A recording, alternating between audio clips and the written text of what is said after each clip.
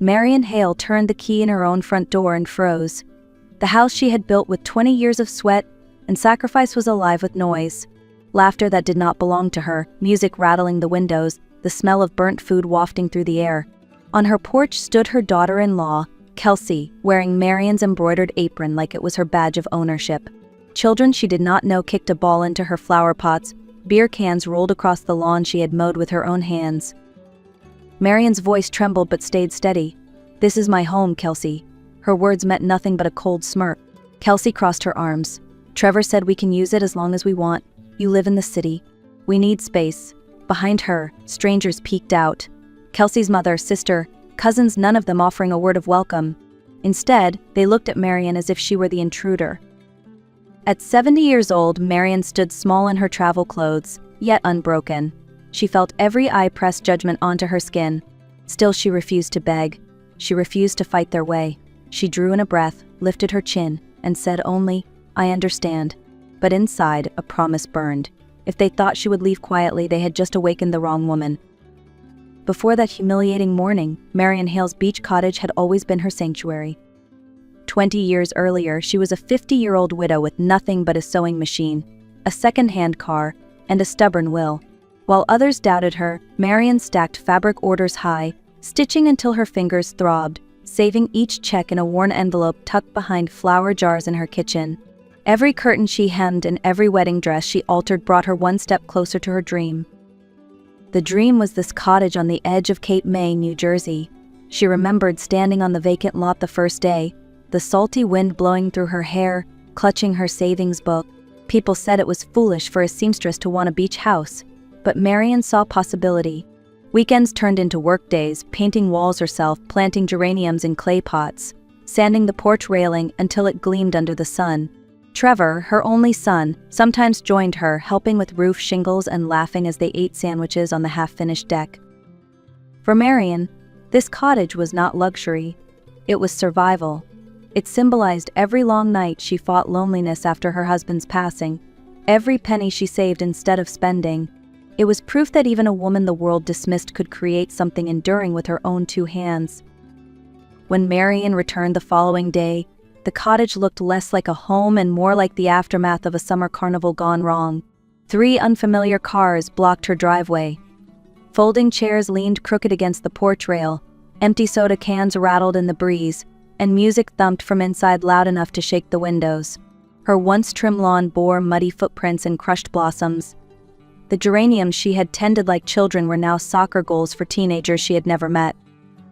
On the deck, towels dripped over wicker chairs, staining the cushions she had carefully chosen the year before. Inside, the air was thick with burnt grease and too many perfumes competing at once. Strangers wandered her kitchen, moving pots and pans as if they belonged to them. Every corner of the house echoed with voices: Brianna, Kelsey's sister, barking at her 2 teenagers, Dottie, Kelsey's mother, laughing too loud, her words dripping with disdain. When Dottie caught sight of Marian, she tilted her head with mock surprise. "So this is the famous mother-in-law." I pictured someone more impressive. Around the table, chuckles followed. Marian swallowed the sting, but her silence was louder than their ridicule. She stood in the doorway, surveying the chaos. This wasn't just an unexpected visit. It was an invasion. Every small detail, the soccer ball scuffing her painted deck, the greasy skillet abandoned on her stove, the careless laughter in the space she had built with sacrifice, told her one thing. They weren't planning to leave anytime soon. They had already decided her cottage was theirs. Marian steadied herself on the doorway, the hum of the ocean just beyond the walls reminding her to keep her voice calm. Kelsey blocked her path, arms crossed, chin raised like she owned the air itself. "Trevor said we can use this place as long as we want," she declared, her tone dripping with certainty. "You hardly come here. It's wasted on you." Marian's pulse pounded, but her reply was measured. "This house is not a spare key to be passed around. It is my home." Her words floated into a silence that quickly turned sour. Brianna smirked from the sofa, and Dottie muttered something under her breath about selfish old women. The weight of humiliation pressed on Marian's chest, yet she refused to crumble. She looked at the mess surrounding her, the muddy footprints on the rug, the plates stacked high with food she had not cooked, the strangers lounging as though she were the visitor.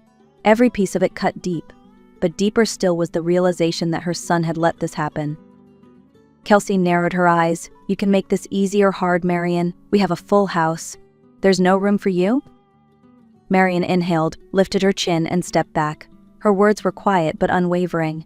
"I see the choice you've made, and I promise you this will not end the way you expect."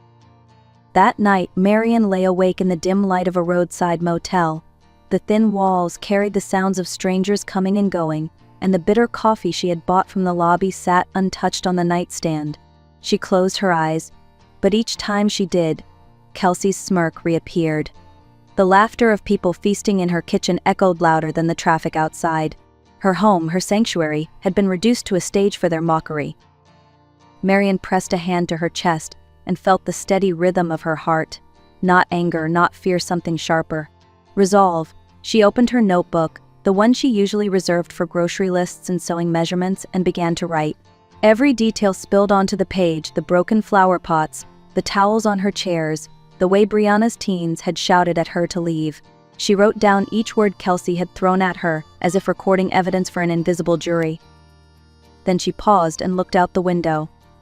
The moonlight spilled over the ocean in the distance, reminding her why she had fought so hard to own that piece of coastline. Marion whispered to herself, "If they think I'm powerless, they've forgotten who built that house brick by brick." By dawn, her decision was clear. She would not run. She would not yield. She would fight. Early the next morning, Marion returned to the cottage under the pretense of collecting medicine she had forgotten. Brianna opened the door, her voice curt, her eyes heavy with annoyance. "She's asleep," Brianna muttered about Kelsey, waving Marion through as if granting a favor.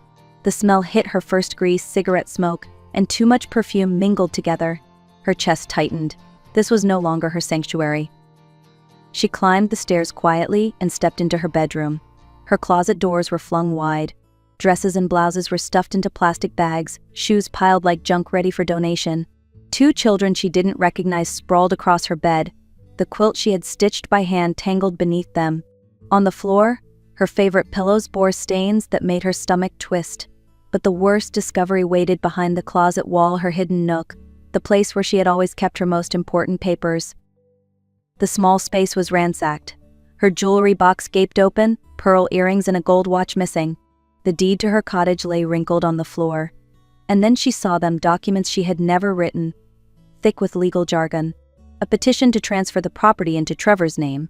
The justification read, "Owner incapable due to advanced age." At the bottom, a note in Kelsey's handwriting, once signed, "We can sell for $300,000. Marion's breath caught. They weren't just occupying her home. They were plotting to erase her from it entirely. She gathered every paper, every scrap of proof.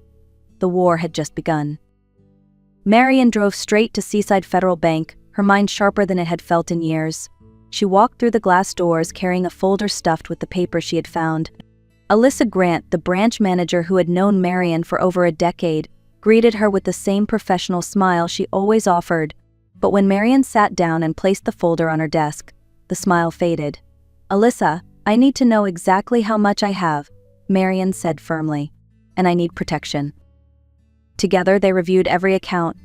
The numbers glowed on the screen: checking, savings, certificates of deposit. Decades of careful saving, a few $100s at a time, had grown into something substantial. Enough to cover her needs, enough to fight. Marion exhaled, a weight lifting. "I want it in writing," she said. "A statement confirming I'm of sound mind and fully managing my own finances." Alyssa nodded. "I'll have it ready this afternoon. And Marion, this is serious. You should see a lawyer. A strong one." Marion's lips tightened into a small, determined smile. "Do you have a name?" Alyssa slid a card across the desk. "Samuel Ortiz. He's handled family property disputes for years. If anyone can put a stop to this, it's him." Marion tucked the card into her folder, alongside the evidence she had gathered. The fear she'd felt only yesterday was replaced by something far stronger. She wasn't a helpless old woman. She was a woman with resources, allies, and the will to defend what was hers. That same afternoon, Marion stepped into the office of Samuel Ortiz, a seasoned attorney with silver hair and calm, steady eyes. His office smelled faintly of old books and fresh coffee, the kind of place where details mattered. He motioned for her to sit, opened a yellow legal pad, and said, "Start from the beginning. Do not leave anything out." Marion told him everything. Kelsey's smirk at the doorway, Brianna's mocking laughter, the children sleeping in her bed, the documents in her hidden closet. She laid the forged medical report on the desk. Ortiz studied it with narrowed eyes. "This signature belongs to a doctor you've never met." Marian nodded.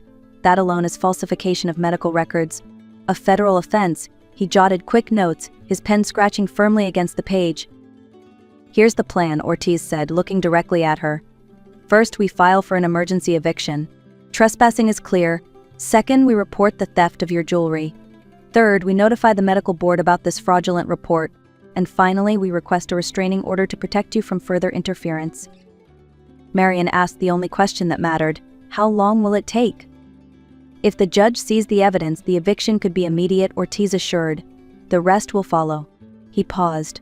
"Are you willing to see this through, even if it destroys your relationship with Trevor?" Marian's jaw tightened. "If my son chose betrayal, then he destroyed that relationship himself. My job now is to defend what I built." The next morning, Marian spread her papers across the motel desk like a general preparing for battle. Every scrap of proof was sorted, dated, and labeled. She slipped photographs from her phone into printed sheets, close-ups of mud smeared across her rugs, her kitchen sink overflowing with greasy dishes, the shattered geranium pots scattered on the deck. Each image carried weight, silent witnesses to the truth. She added screenshots from Brianna's social media. There was Brianna posing in Marian's hammock, captioned, "Family vacation at our new beach house." Another shot showed her serving drinks in the kitchen, grinning as if she were the rightful hostess. Each post was time-stamped, another nail in the coffin of their lies. Marian carefully highlighted the captions before sliding the sheets into plastic covers. Then she cataloged the stolen items: pearl earrings her mother had given her on her wedding day, her late husband's gold watch, the silver coins she had collected for decades. She found the insurance papers for the watch and tucked them into the stack. Proof upon proof. When she was done, the folder bulged, but nothing felt scattered. It was all their photos, receipts, titles, records. Marian pressed the folder closed and whispered, "Paper first, feelings second." For the first time since Kelsey had sneered at her, Marian felt steady. She was ready to face them, not with anger, but with evidence. On Tuesday morning, Marian arrived at the cottage not alone but with reinforcements. At her side stood Samuel Ortiz in his dark suit, a county sheriff's officer, and a public notary. Their arrival was quiet, professional, no yelling, no drama, yet the weight of authority was unmistakable. As they walked up the drive, Kelsey's coffee mug slipped from her hand, shattering on the porch. Brianna's teenagers froze mid-laugh. Dottie peered out from the kitchen window, her face paling. "Good morning," Ortiz began, his voice calm but firm. "We are here under court order to deliver an immediate eviction for unlawful trespassing. This property belongs solely to Mrs. Marian Hale." He held up the deed and tax records like shields of truth. The sheriff added, "Unless you can present legal proof of ownership, you must vacate within 2 hours." Kelsey's voice cracked as she sputtered, "My husband is her son. That makes this our family's house too." But the officer shook his head. "Bloodline doesn't override the law, ma'am. Do you have documentation?" Silence followed. Meanwhile, Marian noticed a small boy tugging on his cousin's sleeve, confused and scared. She knelt beside him, her tone gentle. "Sweetheart, you did nothing wrong. But this house belongs to me, and your family needs to leave now." His wide eyes searched hers, then he nodded slowly. The contrast was stark, Marian's dignity against the chaos swirling around her. Brianna tried filming the scene on her phone, but the notary stopped her. "This is an official proceeding. Put the device away." The humiliation spread like a wave, shouting, scrambling, bags dragged across the floor. Yet Marian stood still on her porch, hands folded, watching. She hadn't raised her voice once, but her calm presence spoke louder than their noise. The house was returning to its rightful owner. Trevor arrived halfway through the chaos, pulling into the driveway in his silver sedan, face flushed with confusion. He climbed out quickly, looking from the sheriff's car to the notary's briefcase. "What's happening?" he asked, though the truth was written in every box and bag being dragged from the house. Marian met his eyes. "Your wife told me you agreed to transfer my home into your name. Was that true?" Her voice was steady, almost gentle. Trevor shifted his weight, fiddling with his keys the way he had as a nervous boy. "It wasn't like that, Mom, we just thought." She cut him off. "Yes or no, Trevor, did you know about the papers?" The silence stretched. His shoulders sagged. "Yes," he whispered. "I knew." Kelsey swooped in, her tone sharp. "Tell her it was for the good of the family. Tell her you were protecting everyone." But Trevor's composure cracked. "Stop, Kelsey. Just stop." His voice rose for the first time, startling even himself. Marian felt her heart twist. The son she had raised with sacrifices he would never fully understand had chosen pride and pressure over honesty. But instead of rage, she answered with finality, "Then you've made your choice, and now I will make mine." The days that followed moved faster than Marian expected. Samuel Ortiz filed the eviction paperwork, and the court backed it without hesitation. The sheriff's report detailed every stolen item, from her mother's pearl earrings to her late husband's watch. Photos and screenshots were entered into record. Even the forged medical report, signed by a doctor Marian had never met, was now under investigation by the state board. News spread quietly but firmly. Neighbors noticed the police cars, whispers reached Trevor's office, and Kelsey's friends stopped commenting on her cheerful posts. Legal notices arrived in thick envelopes, each one carrying consequences more serious than the last. Asset fraud, falsification of medical documents, trespassing, theft. The family who had laughed at Marian in her own kitchen now spent sleepless nights meeting with lawyers. Their bills mounted, their excuses faltered, and their confidence cracked. Marian, meanwhile, moved with calm precision, signing papers, attending hearings, and answering questions with the steady tone of someone who had nothing to hide. The balance had shifted. What they thought would be a quick victory had become their undoing. One gray afternoon, the doorbell rang at Marian's cottage. Standing there was Kelsey, alone, clutching a canvas bag. Her eyes were swollen from crying, her voice thin.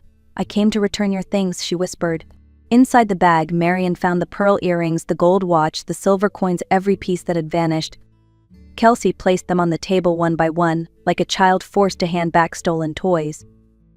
"It wasn't meant to be stealing," Kelsey insisted, her words tumbling out. "We were drowning in debt. Trevor lost money, the mortgage is behind, and I thought we could make it work." She wiped at her face. "I made terrible choices."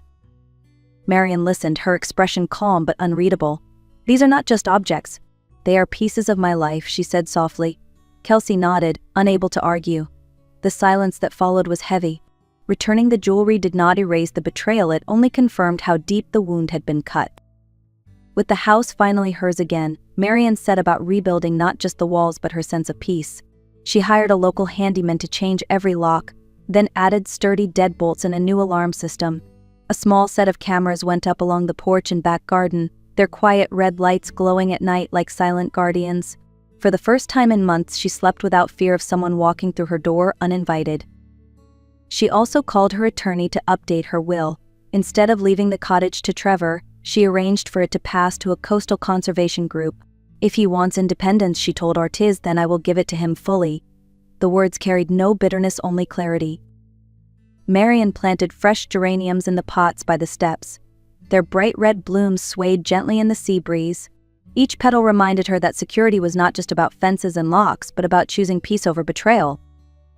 Marian sat on her porch one quiet evening, the ocean steady in the distance. She had not raised her voice, yet she had reclaimed her dignity. Strength, she realized, was not about shouting the loudest. It was about documenting the truth, standing firm, and refusing to be erased.